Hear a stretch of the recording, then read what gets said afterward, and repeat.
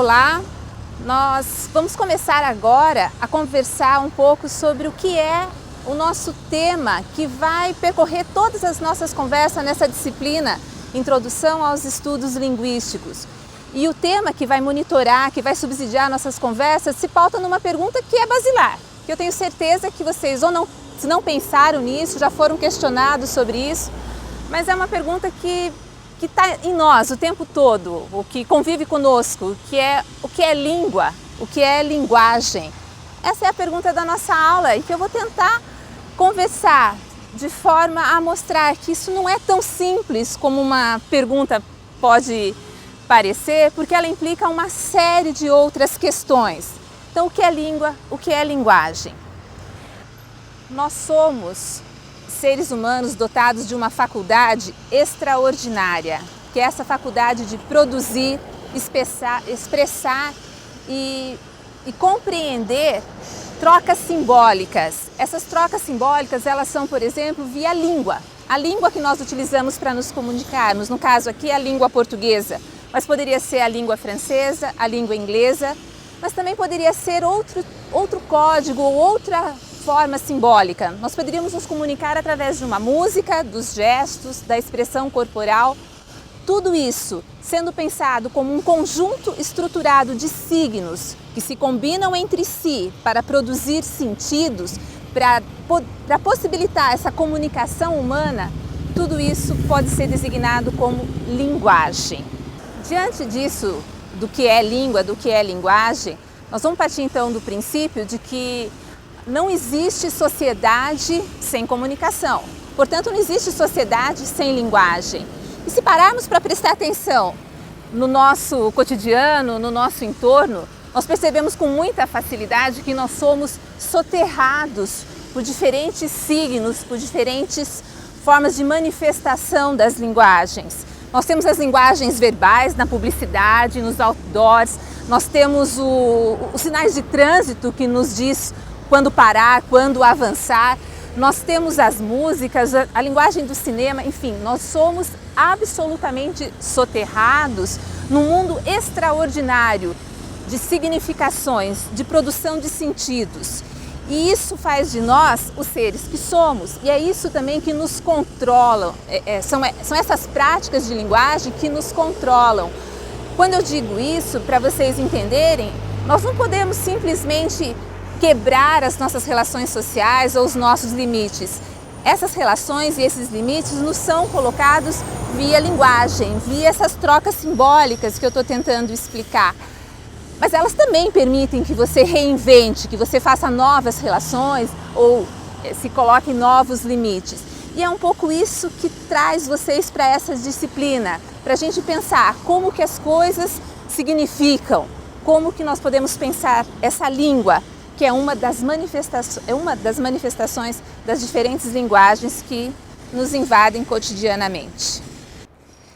As diferentes práticas de linguagem, elas fazem parte do nosso cotidiano. É obedecendo algumas regras, algumas normas que a gente consegue conviver em sociedade e assim, não ser atropelada numa faixa de trânsito como essa que eu acabei de atravessar, porque há uma significação que me faz entender, há uma codificação, há elementos que estão estruturados e que eu consigo reconhecer e ler quando eu tenho uma faixa de pedestre que me diz pode passar sobre essa faixa e ao mesmo tempo os carros, por sua vez, também leem e entendem que devem parar para que eu, pedestre, possa caminhar. Ora, os processos de significação são muito complexos e instigam a curiosidade do ser humano desde muito tempo. Então, antes de pensar na linguagem hoje, vamos voltar no tempo para tentar ver um pouquinho como que muito antigamente as pessoas entendiam a língua e a linguagem. Os estudos da língua, então, e da linguagem que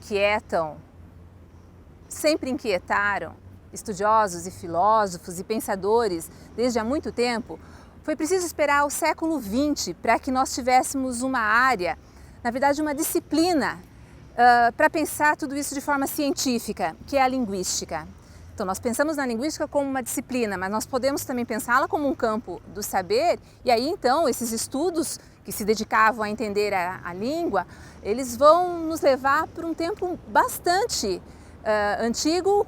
Voltemos lá para a Índia, por exemplo, e nós vamos encontrar a gramática do Panini, uma gramática sofisticada, bastante importante, porque é o registro daquilo que se fez sobre a língua sânscrita, a língua com a qual foram escritos os Vedas. Está na base, então, de toda uma cultura, de uma religiosidade, das crenças do hinduísmo. Panini, ele se dedicava a decifrar essa língua e era um trabalho bastante rigoroso que deixou um legado assim importante com relação principalmente à fonética, porque os Vedas, mais precisamente o sânscrito, era conhecido como uma língua perfeita, a língua dos deuses. Era a língua da antiga Índia e deixou de ser falado no século III a.C. E aí nós estamos ali por volta do século I. Então ele se dedicava sobre uma língua morta e ele precisava cuidar muito rigorosamente para que não houvesse erros, não houvesse distúrbios daquilo que realmente estava previsto nos Vedas. Acreditava-se, por exemplo, que uma pronúncia errada, uma articulação errônea faria perder toda a cerimônia religiosa daquela época. E foi assim então que nós temos o nascimento ou o registro nos documentos históricos da primeira gramática da civilização humana. Saindo da Índia e indo em direção à Grécia antiga também, lá pelo século III, IV antes de Cristo, nós vamos encontrar os filósofos gregos. E eles colocavam questões de extrema importância sobre o que era língua e o que era linguagem. No famoso Crátilo de Platão, nós temos, por exemplo, uma discussão que só foi resolvida muito próximo de nós, justamente com a ciência linguística. Eles se perguntavam, por exemplo, os filósofos ali, em especial no Crátilo, qual era a relação, na verdade, entre o real e o simbólico, ou seja, a palavra e a coisa, aquilo que nós dizemos, escrevendo e aquilo que existe no mundo real. Para tentar deixar um pouquinho claro isso, você pega eles olhavam para uma árvore. O que tem na palavra, na sonoridade, na escrita, no significante, nós vamos depois estudar bem o que é essa ideia de significante, naquilo que a gente diz, que a gente ouve, para que você reconheça um conceito, você reconheça um significado que é este objeto do mundo natural. Ora, essa relação se dá por natureza, é natural, ou ela é convencional, ela é arbitrária? Como faz que uma determinada palavra cole num determinado conceito, numa determinada ideia? Era uma questão que remonta lá nos gregos antigos. Aristóteles, por sua vez, ele contribuiu enormemente com sua filosofia para que nós pudéssemos pensar minimamente, ou começando a se pensar, as partes do discurso. Foi com ele que começou-se a pensar nos verbos, as palavras que designavam tempos, separou os verbos dos nomes, enfim. A gramática, tal como nós a conhecemos hoje, ela nasce prioritariamente de trabalhos de base filosófica. Com a ascensão do Império Romano, nós temos aí então uma outra língua que passou a figurar e que vai ser o nosso legado mais imediato com a língua portuguesa, que é o latim.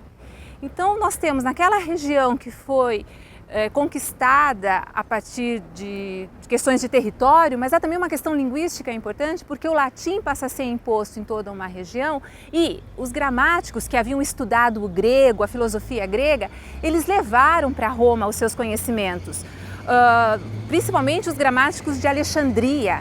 Então, desta época, nós vamos registrar principalmente o nome de Varrão, um gramático que vai deixar então os primeiros escritos em língua latina para definir ou categorizar, ou mais propriamente perto de uma normatização que vai desencadear depois, lá na Idade Média, numa tentativa muito forte de prescrever a língua, de definir o que era certo com relação ao latim e o que era errado. Havia um certo receio já estou falando ali na Idade Média, de que houvesse uma deterioração da língua, era necessário protegê-la de alguma forma, e a gramática ela vai justamente dizer isto está certo e isto está errado. Esta forma de entender a língua é algo que nos atinge hoje, causa uma série de problemas. Há muitos que acreditam que existem formas, que as formas só devem existir, ou as palavras, ou a língua só existe de acordo com a gramática. E nós vamos ver que é bem mais complexo e bem mais importante pensar que há a língua, sim, uma língua linda, uma língua forte, uma língua em mudança para fora da gramática. Já nos aproximando mais do século XX, da nossa época, nós chegamos ali no século XIX e aí os estudiosos da linguagem, os grandes pensadores dessa época, eles já passaram a entender que não era apenas o grego e o latim que eram línguas a serem analisadas. Nós estamos num momento em que eles se defrontaram com as novas línguas a partir das novas conquistas. Então, o chinês, as línguas africanas, as línguas indígenas inquietavam muitos desses pensadores perplexos, porque acreditavam então que o latim, o grego, essas derivações todas esses encontros que se davam a partir dessas línguas, é que eram suficientes para serem analisadas e estudadas. Ora, foi aí que nasce um dos grandes impulsos para que nós pudéssemos ter no século XX essa ciência linguística de que nós vamos tratar, que são os estudos histórico-comparatistas. Eles analisavam as línguas, como o próprio nome está dizendo, comparando, tentando muitas vezes entender se havia uma língua-mãe a partir da qual essas outras línguas se produziram ou se construíram. E mais do que isso, eles passaram a entender que a língua ela não é estanque, as línguas elas se modificam, num determinado momento para um outro, essa língua não é mais a mesma. E foi aí, então, que começou-se a ter uma série de questões que vão culminar nessa ciência linguística de que nós vamos tratar. E um nome importante que eu gostaria muito que vocês guardassem desta época é Franz Bopp. É com ele que nós temos a gramática histórico-comparatista que vai, então, propiciar os estudos a serem ressignificados, digamos assim, pensados de outra forma quando dessa ciência que eu quero tratar com vocês. O que a gente viu ao longo dessa conversa, ou dessa explanação histórica, fomos lá para os hindus, gregos, passamos pela Idade Média, chegamos no século XIX com a produção da gramática histórico-comparativa. É importante dizer que ao longo de tudo isso prevalecia a língua escrita. A língua falada, ela só vai ser considerada a partir do momento em que se entende que é o lugar da língua viva mesmo, com essa ciência da linguagem que nasce no século XX. Vejam que durante muito tempo a língua falada foi pensada como lugar do erro, por exemplo. E a língua escrita também não é qualquer língua escrita, é uma língua escrita privilegiada, notadamente os textos literários. Era a fonte de referência para o que era a língua durante todo esse tempo. Foi preciso então esperar o início do século XX para que a linguística pudesse ser pensada de uma forma autônoma, porque até então, nesses outros estudos linguísticos, ela estava sempre atrelada à filosofia ou à crítica literária, à retórica. Foi necessário estabelecer um objeto, e é isso que faz com que nós tenhamos, a partir, repito, do início do século XX, mais precisamente de 1916, com a publicação de um livro, do qual eu vou falar na próxima aula, vou tentar mostrar mais detalhadamente como que se deu o surgimento dessa linguística, mas o nome que agora eu fecho essa nossa aula é o nome de Ferdinand de Saussure. A ele é dado todos os créditos, isso é um consenso, como quem inaugura esse período que deixa, ou que se vale de todo esse passado que eu tentei repertoriar, ainda que brevemente, e eu gostaria muito que vocês pudessem ler sobre isso, investigassem sobre isso, porque uma teoria, uma ciência como a ciência linguística, ela não nasce do nada. Ferdinand de Saussure, esse grande pensador, ele não acordou num belo dia e falou, não, eu vou inventar uma ciência, eu vou inventar. Claro que não. Ele escrevia de acordo com a sua época, ele escrevia de acordo com os estudos que ele fazia baseado no Franz Bopp, por exemplo, que é esse nome de que eu falava, sobre a primeira gramática histórica. nem tudo está resolvido. Saussure começa e nos deixa um legado fascinante que precisa ser estudado à exaustão por nós, profissionais da área de letras, por vocês que estão iniciando um estudo nesta área. Imprescindível conhecer não só o Saussure, mas aquilo que ele nos deixa e as pessoas que comentam, que estudam e que analisam a obra saussuriana, para que nós possamos chegar agora, século XXI, e olhar para os processos de significação, para o modo como a materialidade nos provoca sentidos, produz sentidos, e eventualmente olhar para um grafite como esse e não simplesmente entender uma série de cores que estão colocadas num espaço, numa parede, mas que existe um código, uma estrutura e que implica a produção de sentidos. É isso que nós gostaríamos que, em estudando linguística, fôssemos capazes de cada vez mais entendermos como que os processos de significação se dão. Por hoje é isso. Espero que nós tenhamos tido um passeio pela história e por esse mundo extraordinário que é o mundo da linguagem e que vocês estejam bastante interessados para, a partir da próxima aula, nós mergulharmos nessa ciência, que espero que também seja bastante cativante, que é a linguística.